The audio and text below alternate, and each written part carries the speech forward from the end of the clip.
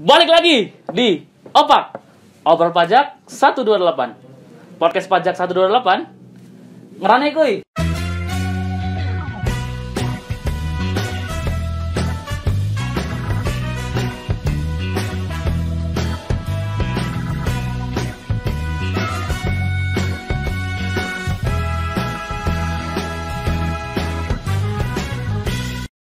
Nah, kali ini bareng saya William di episode kedua kita yang akan bercerita tentang pajak tentunya teman-teman.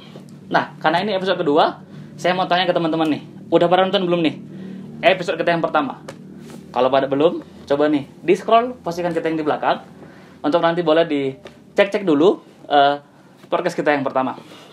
Nah, teman-teman mungkin pernah nih ya ke kantor pajak, mau bayar pajak motor, mau bayar pajak mobil, tapi malah disuruh ke Dinas Pendapatan Daerah. Loh, kan sama-sama pajak nih, tapi kenapa bayarnya nggak di sini ya?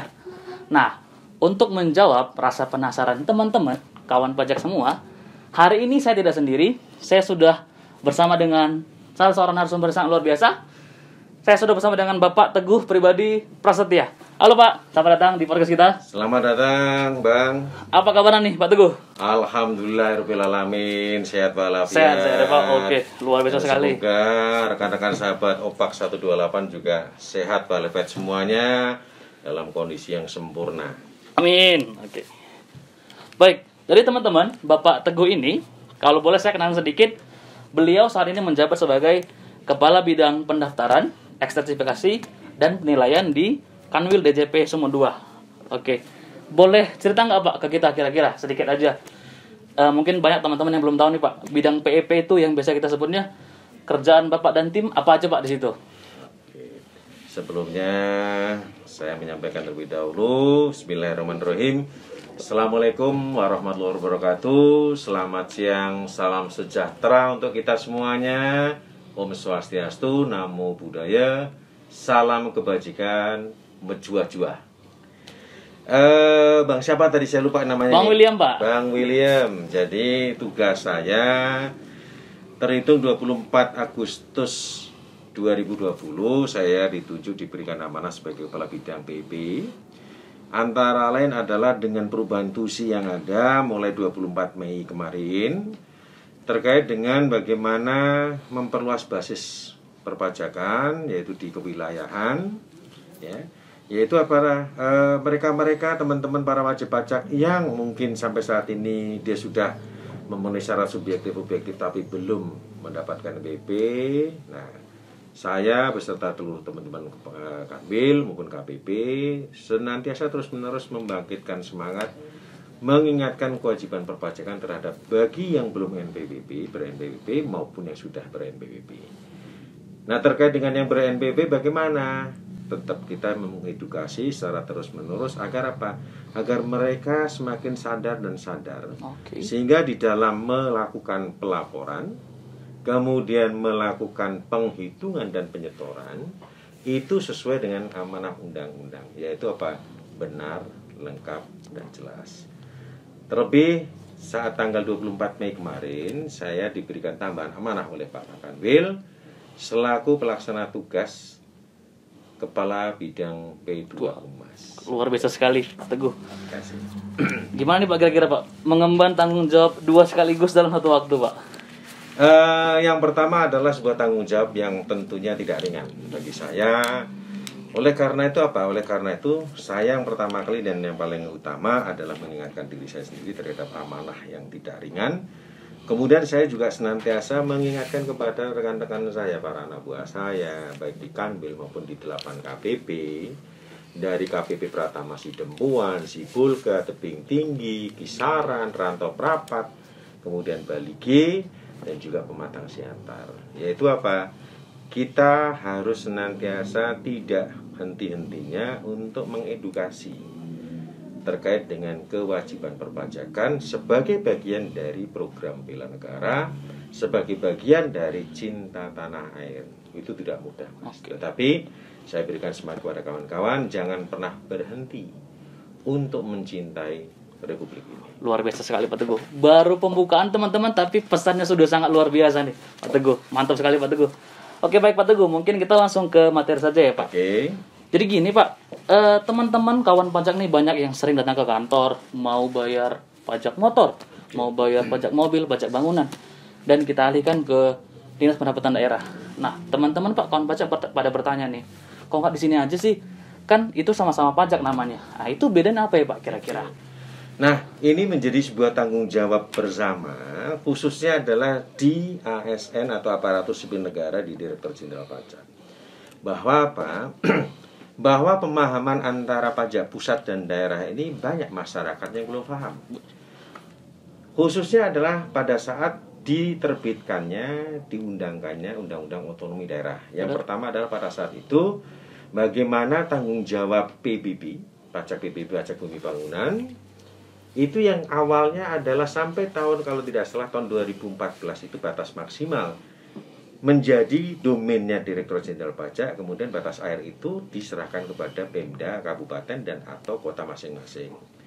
Nah, terlepas daripada itu, ada yang namanya pajak daerah dan ada namanya pajak pusat. Nah, ini menjadi, kembali tadi saya sampaikan, tugas tanggung jawabnya kita di Direktorat Jenderal Pajak, teman-teman yang khususnya di daerah lapangan, bagaimana mensosialisasikan, mengedukasikan bahwa ini ada pajak pusat, ada pajak daerah. Kalau pajak daerah itu antaranya adalah retribusi. Terus kemudian apalagi terkait dengan misalkan ada pajak reklame, kemudian ada pajak restoran, kemudian juga tadi saya sampaikan sejak Undang-Undang Otonomi Daerah itu ada namanya pajak PBB perkotaan dan pedesaan atau singkatnya P2. Terus apa lagi? Terus dengan tadi pajak kendaraan bermotor, pajak hiburan, pajak restoran dan sebagainya. Itu adalah domainnya dari kota dan atau kabupaten masing-masing. Nah, sedangkan pajak pusat itu ada yang namanya pajak penghasilan atau lebih populer dengan istilah PPH, kemudian ada juga pajak pertambahan nilai atau lebih populer PPN, dan juga ada PPNBM, pajak penjualan barang mewah, dan juga metre, biaya metre maupun PBB P3. Jadi kalau PBB itu ada PBB 2, pedesaan perkotaan itu domainnya kabupaten dan kota dan atau kota. Sementara P3 atau perkebunan, perhutan, pertambangan masih menjadi domainnya pajak pusat atau pemerintah pusat. Dalam hal ini yang diberikan amanah adalah Direktorat Jenderal Pajak. Seperti itu, Bang. Seperti itu ya, Pak. Oke, jadi teman-teman kawan pajak, dari pertanyaan pertama tadi kita boleh dapat satu kesimpulan bahwa pajak motor, pajak bangunan teman-teman kawan pajak tadi itu adalah bagian dari pajak daerah. Dan untuk seperti pajak penghasilan, kalau teman-teman bekerja, ada penghasilan yang dipotong pajak, itu masuk ke pajak pusat. Nah, untuk pajak pusat, pengelolaannya diserahkan kepada Direktorat Jenderal Pajak, dan untuk pajak daerah, pengelolaannya diserahkan kepada pemerintah daerah masing-masing. Oke, kalau begitu Pak, kita kan tahu nih Pak, pajak daerah itu adalah sebagai salah satu komponen PAD atau pendapatan asli daerah. Nah, kalau menurut Bapak nih secara umum di Indonesia, apakah setiap daerah itu, kalaulah kita bilang hanya mengandalkan PAD mereka saja, sudah cukup nih Pak untuk menjalankan kegiatan baik pemerintahan, pembangunan di daerah mereka masing-masing? Oke. Wah, ini luar biasa sekali nih dengan Bang William yang antusiasmenya luar biasa. Kemudian pertanyaannya adalah kritis sekali.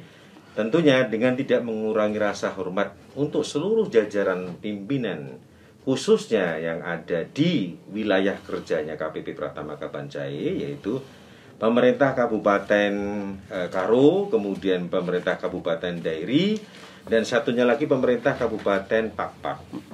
Jadi begini, bahwa terkait dengan hal PAD atau tadi disampaikan bahwa tadi sudah saya jelaskan bahwa sumber-sumber pendapatan asli daerah itu apa sih? Ya seperti kayak pajak reklame, hiburan, kemudian pajak kendaraan bermotor, PPBB 2 dan sebagainya.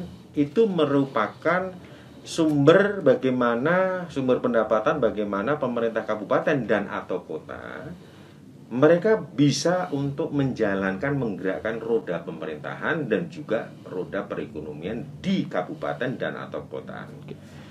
Bahwa realita yang ada sampai saat ini dari Sabang sampai Merauke, pendapatan asli daerah masing-masing kota dan atau kabupaten itu masih jauh sekali, rendah sekali dibandingkan dengan APBD-nya masing-masing kota dan atau kabupaten, ya.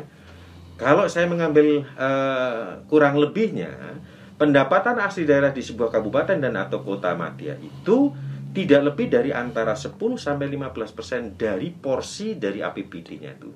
Satu contoh misalnya begini, saya berikan satu contoh, ada 3 ya.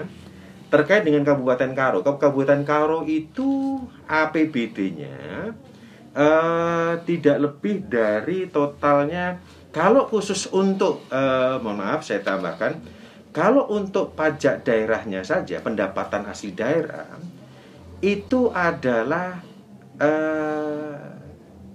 117,6 miliar tahun 2019. Sementara dana perimbangan itu adalah dropping dari pemerintah pusat untuk kabupaten dan atau kota madya. Dalam hal ini untuk Kabupaten Karo, kita coba bandingkan nih. Pendapatan asli daerah tahun 2019 117,6 miliar. Sedangkan dana perimbangan yang terdiri dari dana alokasi umum, dana alokasi khusus, dana bagi hasil, dan transfer ke daerah itu adalah sebesar 1,2 triliun. Perbandingannya coba. Artinya apa? Ini dari Kabupaten Karo. Bagaimana dengan Dairi? Tidak jauh beda. Dairi itu dana perimbangan 899,07 miliar. Pendapatan asli daerahnya tidak lebih dari 74,3 miliar. Itu dari Dairi. Sedangkan Pakpak itu APBD-nya ada 537, PAD-nya 20,7 miliar. TKD atau dana perimbangannya kurang lebih sekitar 507,6 miliar. Ini menandakan bahwa kabupaten dan atau kota hampir mayoritas dari Sabang sampai Merauke sangat bergantung sekali dengan dana perimbangan dari pajak pusat yang disampaikan PPH, PPN, BPN. Oleh karena itu, di dalam banyak kesempatan, apakah itu sosialisasi di internal kami, Kanwil maupun KPP, maupun sosialisasi di eksternal dengan para wajib pajak, dengan para jajaran organisasi perangkat daerah, saya mengingatkan terus-menerus bahwa kebutuhan dana perimbangan untuk kabupaten dan atau kota itu sangat prinsipil sekali. Karena dana perimbangan itulah mereka bisa menggerakkan roda pemerintahan, roda pembangunan, dan roda perekonomian. Oleh karena itu kami juga mengingatkan terus-menerus bahwa perpajakan nasional itu bukan semata-mata menjadi tanggung jawabnya Direktorat Jenderal Pajak, akan tetapi menjadi tanggung jawab bersama seluruh anak bangsa, seluruh pimpinan daerah, baik gubernur, wakil gubernur, maupun kalau di kabupaten maupun kota madya adalah wali kota, wakil wali kota, bupati, wakil bupati, dan seluruh jajarannya. Termasuk juga bagaimana dengan instansi, lembaga, asosiasi pihak ketiga yang lain. Ini menjadi tanggung jawab bersama, Bang. DJP tidak akan bisa bergerak, DJP tidak akan bisa maksimal tanpa melibatkan mereka semuanya. Oleh karena itu, di dalam kesempatan yang luar biasa sekali, yaitu OPAK 128, mari bersama-sama terus-menerus tanpa henti mengingatkan bahwa pajak nasional atau perpajakan nasional menjadi tanggung jawab bersama. Sehingga apa? Sehingga nantinya akan bergerak lebih maju lagi, kolaborasi yang luar biasa, sinergi koordinasi yang harus hebat. Tidak lain tidak bukan adalah untuk Ibu Pertiwi. Luar biasa sekali Pak Teguh, mantap. Oke Pak Teguh, kalau teman-teman kawan pajak boleh saya simpulkan sedikit. Yang namanya pajak pusat berarti bukan hanya untuk pusat aja ya Pak? Betul sekali. Itu pajak pusat memang dikelola oleh DJP pemungutannya, namun akan dikembalikan kembali ke dalam dana bagi hasil maupun transfer ke daerah oleh pemerintah pusat kepada pemerintah daerahnya. Seperti itu.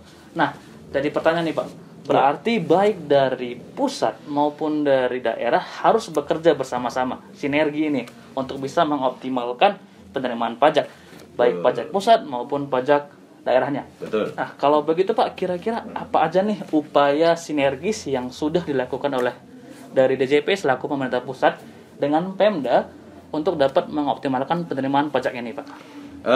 Terima kasih Bang William dan seluruh rekan-rekan para sahabat OPAK 128. Sudah tidak terhitung langkah-langkah kebijakan dari pemerintah pusat, dalam hal ini adalah dari pimpinan tertinggi Direktorat Jenderal Pajak dan seluruh jajarannya, seluruh dari kantor pusat, Kanwil dan KPP. Jadi antara lain program apa sih yang untuk mensinergikan, yaitu antara lain pertama program KSWP, konfirmasi status wajib pajak. Ya.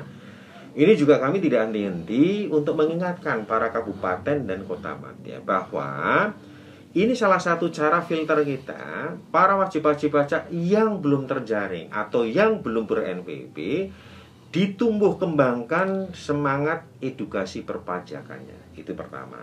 Kemudian apa lagi? Ada namanya kolaborasi, koordinasi dan sinergi antara Kementerian Keuangan sendiri, para eselon satunya. Bagaimana ada joint program dengan Direktorat Jenderal Bea Cukai. Apalagi dengan Direktorat Jenderal Perbendaharaan KPPN.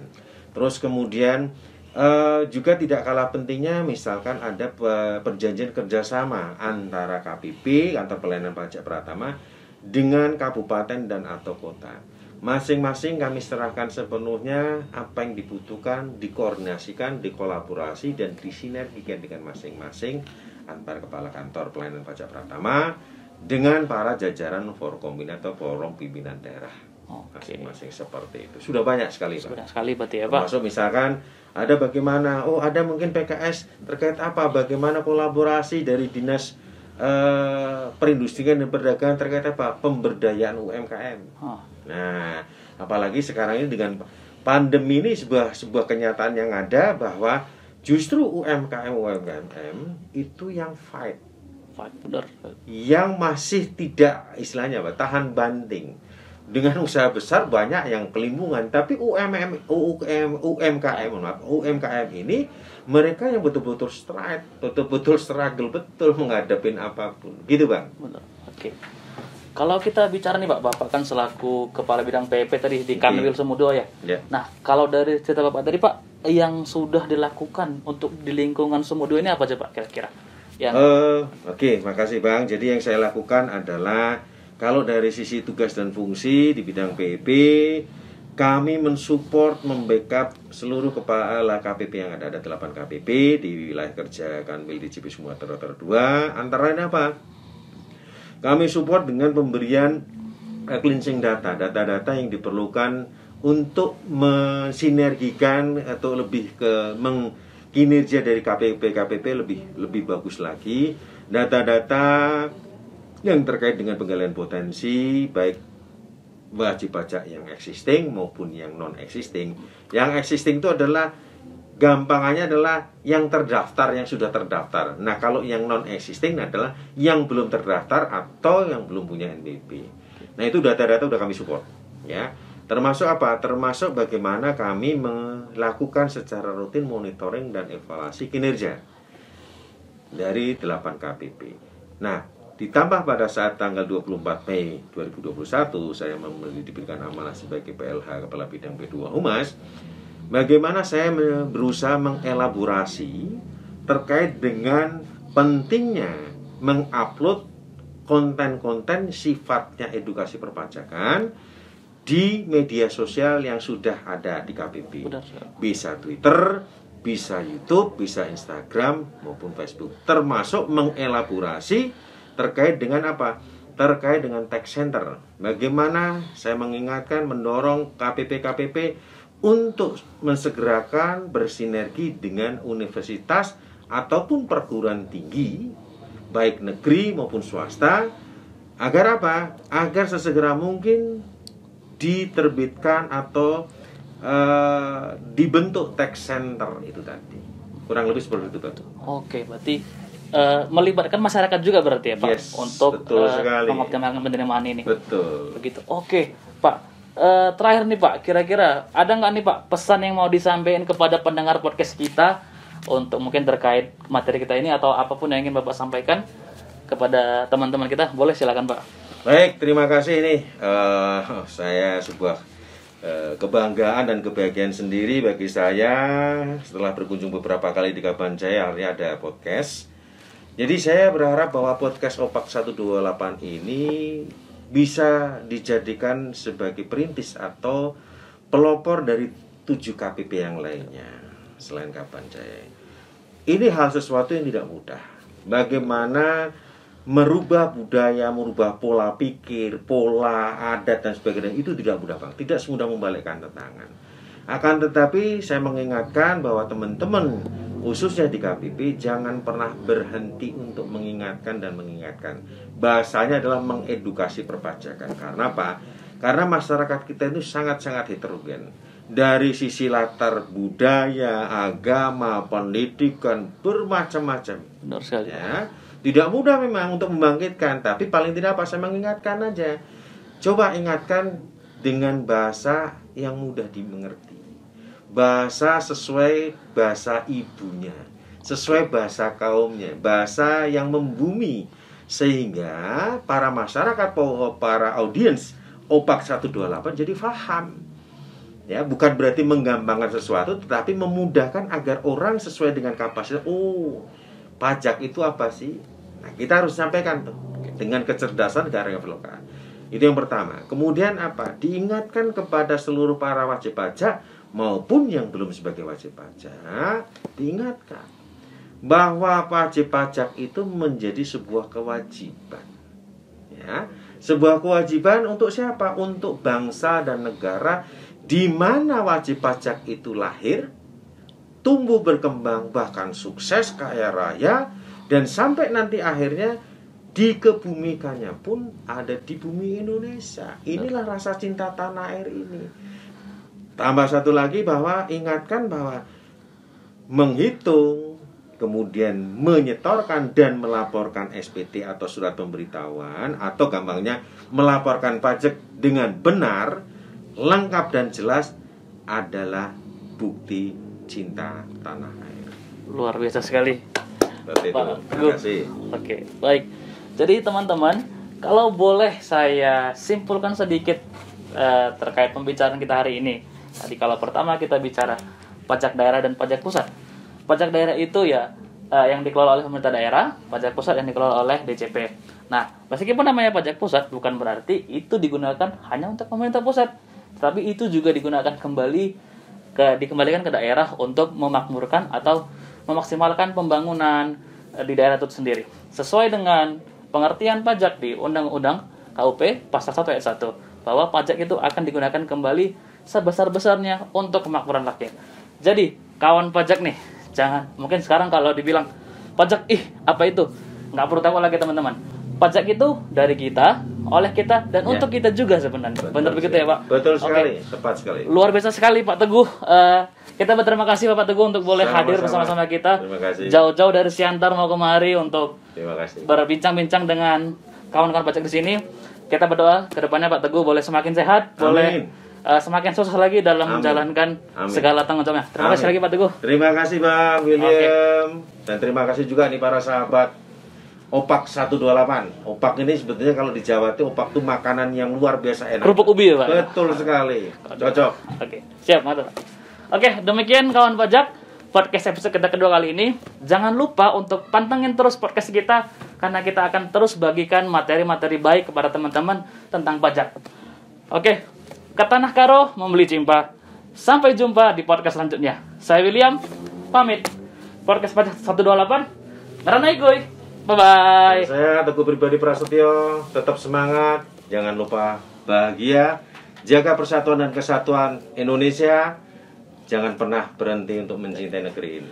Luar biasa sekali. Mejo juga. Terima kasih Pak. Terima kasih.